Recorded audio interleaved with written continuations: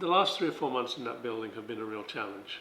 And the primary challenge is that the criminal activity, the drug dealing, has become sort of quite rampant.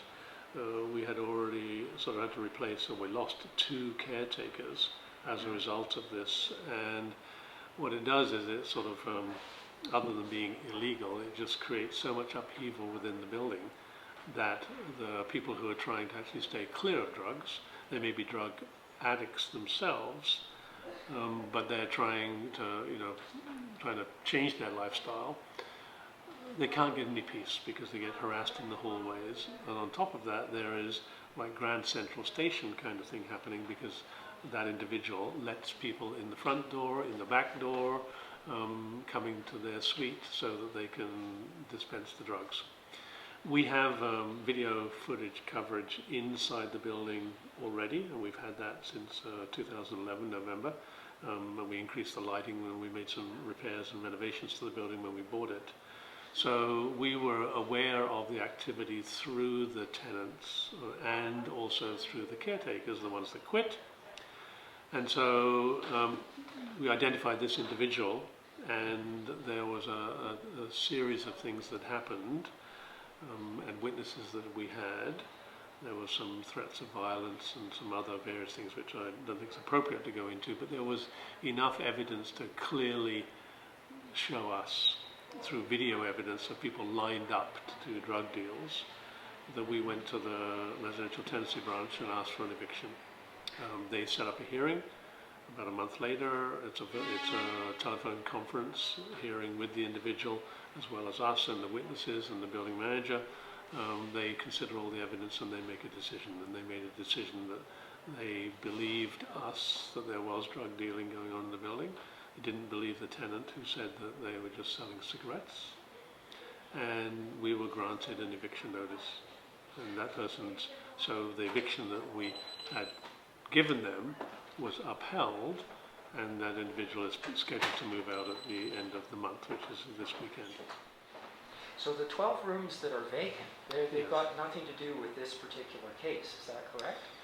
It's all interwoven. It's interwoven in as much as there has been vacancies in this building since we owned it, but usually it might be 4 or 5 or 3 or 4.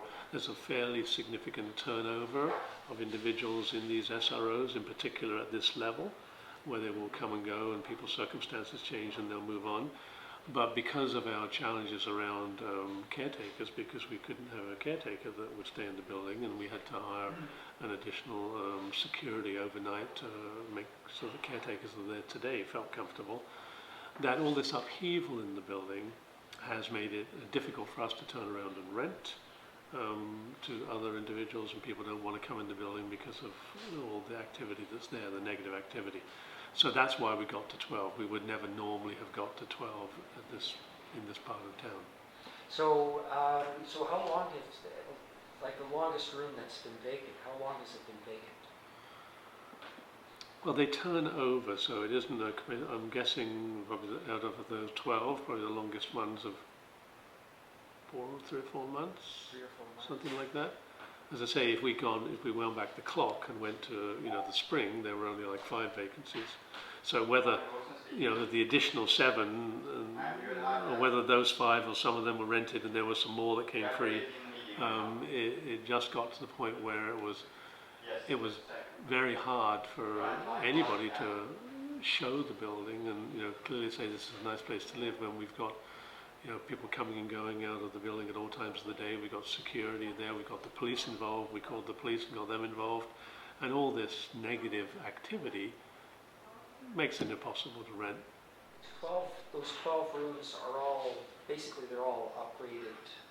No, they're in various states of repair because some of them have been done and some of them haven't, and we're I think we've got out of the 12, there's like 3 or 4 of them. We always make sure there's enough ready to rent.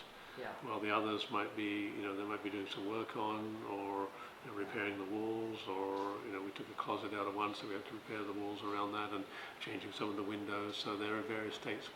We would always have at least 2 or 3 that are ready to rent at any given time, because it would be silly if if somebody came by and said, I'd like to rent a room, and we said, well, we don't have one ready.